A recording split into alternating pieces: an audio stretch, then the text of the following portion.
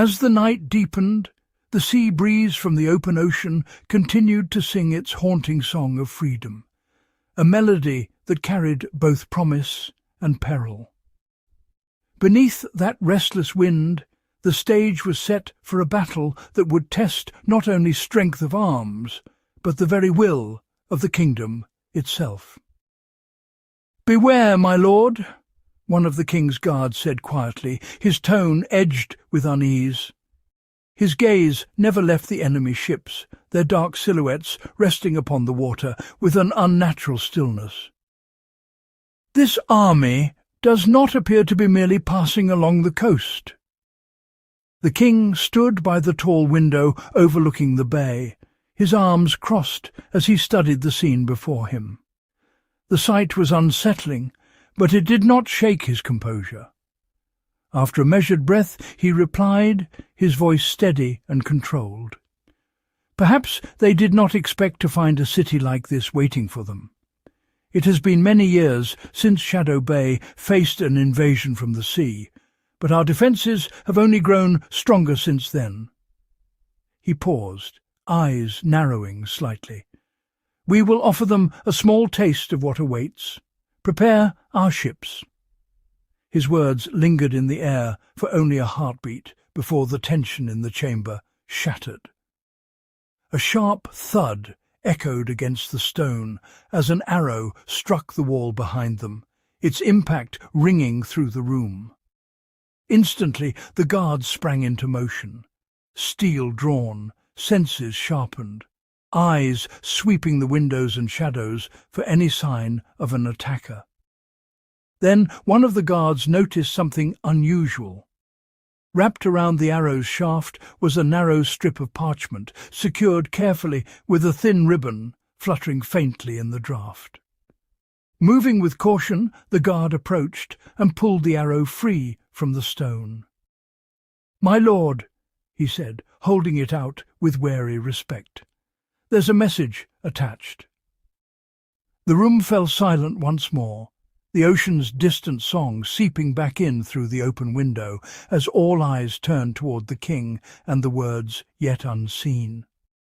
The chamber fell into a heavy silence as the guard carefully unravelled the note.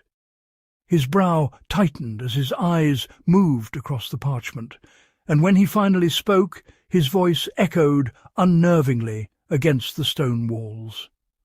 "We are not here seeking a war," he read aloud. "We need safe passage to the lost temple."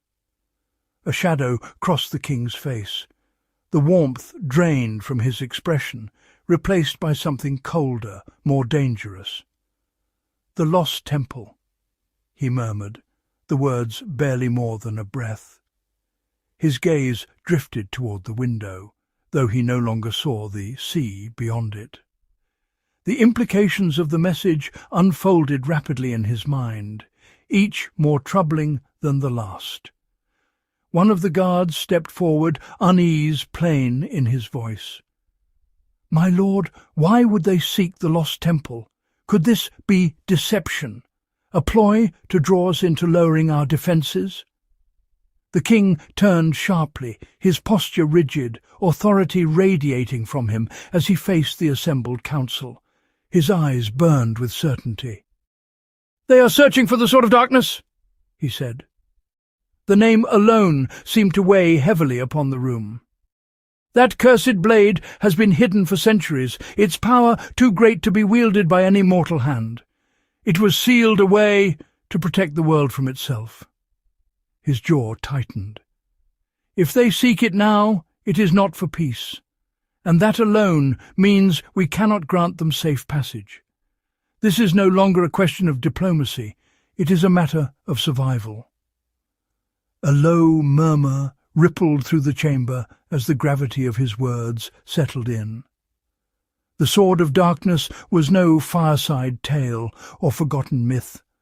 It was real, an ancient relic of immense and corrupting power, known only to a select few and hidden precisely to keep it from falling into the wrong hands. If the invaders had come for the sword, then their true purpose was far more sinister than any assault on Shadow Bay.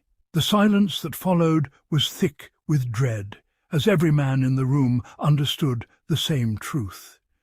Whatever was approaching their shores was not merely an enemy fleet, but a harbinger of something far worse. The king straightened, his hesitation gone, resolve hardening his features. "Prepare the ships!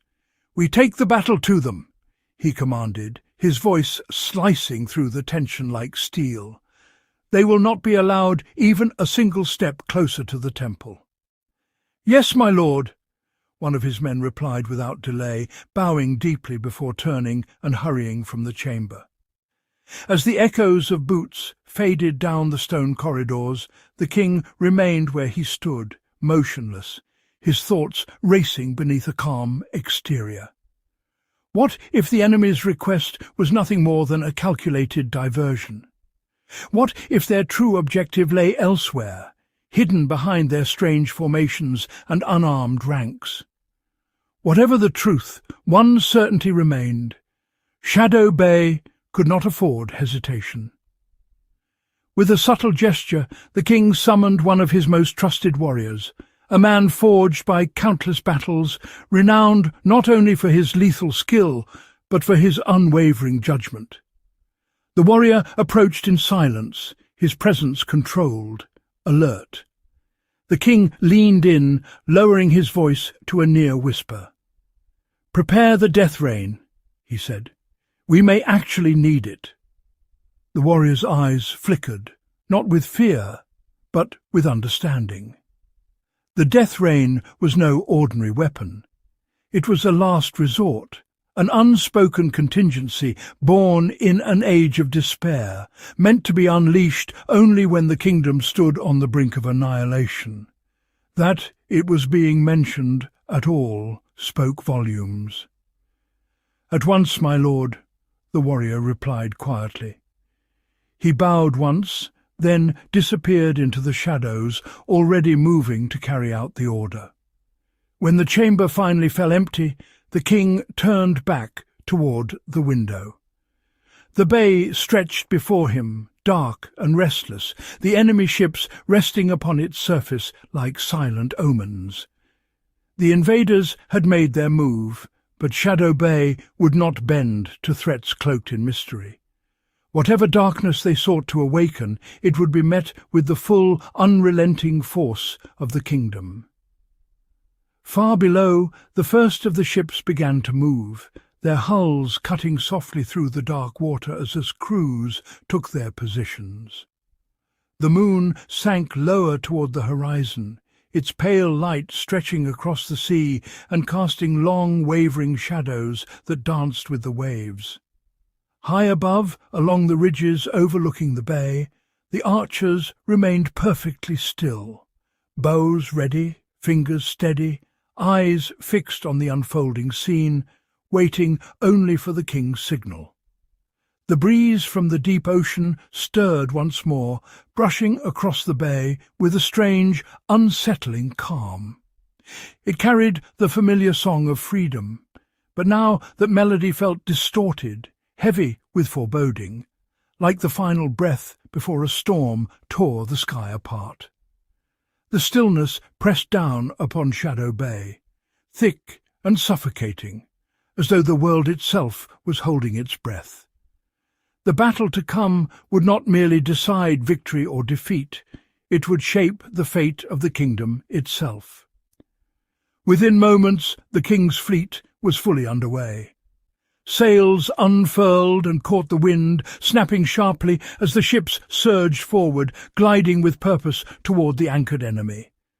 Soldiers stood at the rails, armour dimly reflecting moonlight, bows drawn and ready. Every face was tense, every movement deliberate. As the distance closed and the fleets entered a precarious range, a single command was given. One archer stepped forward, exhaled slowly, and released his arrow. It soared across the open water, silent and precise, bearing with it a small message bound tightly to its shaft as it disappeared into the darkness ahead.